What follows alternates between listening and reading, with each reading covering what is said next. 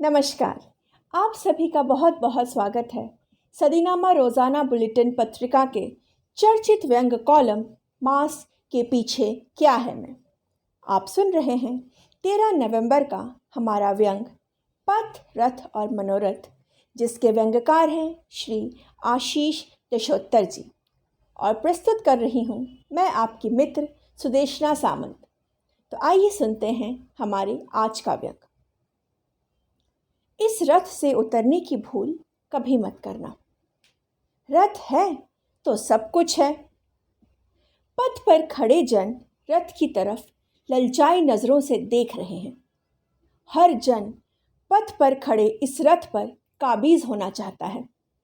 अगर कमान ढीली हुई और मन डावाडोल हुआ तो पथ वाले लोग रथ पर आ सकते हैं। इसीलिए कमान पर अपनी पकड़ मजबूत रखो। रथ सवार ने सारथी को यह गुरु ज्ञान दिया। सारथी अनमनासा कमान को पकड़े हुए था। रथ सवार ने उसे डपटते हुए कहा, कमान पर ध्यान दो, कमान पर। यह कमान अपने हाथों में ही तो है, तभी हमारा अपना मान सम्मान है। इस मान और सम्मान के बल पर ही हम अभिमान कर रहे हैं। तुम्हारी ढीली होती कमान हमें भी रथ से नीचे उतार सकती है। पथ पर खड़ा जन वैसे ही मन की बात से विचलित हो रहा है। हमने जिसे खुद के मन की बात सुनने से दूर रखा था, वह अब दूसरों की मन की बात बड़े गौर से सुनने लगा है। यह ठीक नहीं। वह भरोसे के लायक नहीं रहा। अविश्वसनीय हो चला है। सिर उठा रहा है, आंख दिखा रहा है। कभी हमारे सामने मिमियाता रहा, अब दहाड़ रहा है। पथ से भटके उस जन का ध्यान मन के रास्ते गण होने की तरफ है। उसकी आकांक्षा को पूरी नहीं होने देना है और इस रथ से भी दूर रखना है। हमारे रहते किसी की क्या बिसात जो इस रथ की तरफ आंख उठा करके देख भी ले। रथ हमारा है।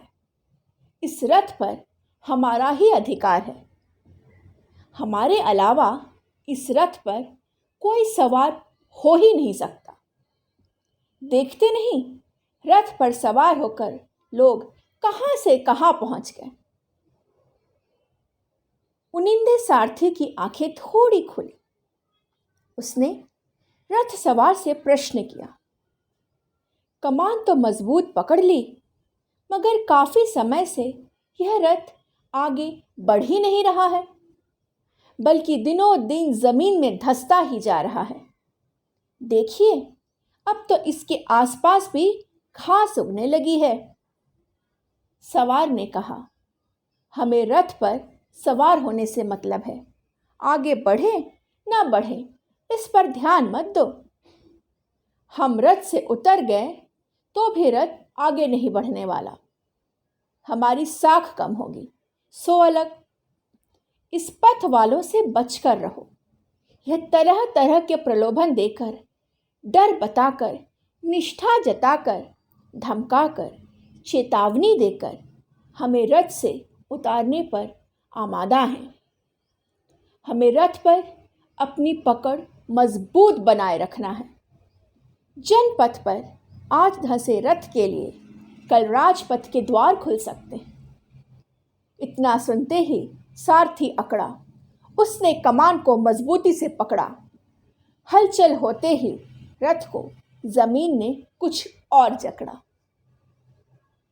आप सुन रहे थे हमारे आज का व्यंग पथ रथ और मनोरथ, जिसके व्यंग्यकार हैं श्री आशीष दशोत्तर जी। आशा करती हूँ आपको हमारा आज का यह व्यंग पसंद आया होगा। अगली बार फिर मिलते हैं एक नए व्यंग्य के साथ।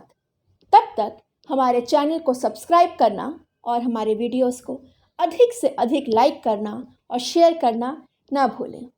हमारे चैनल के संपादक हैं श्री जितेंद्र जितांशु जी और मैं आपकी होस्ट सुदेशना सामंत। अगली बार फिर मिलते हैं। आशा करती हूँ तब तक आप सभी स्वस्थ रहें, सुखी रहें, सुरक्षित रहें। धन्यवाद।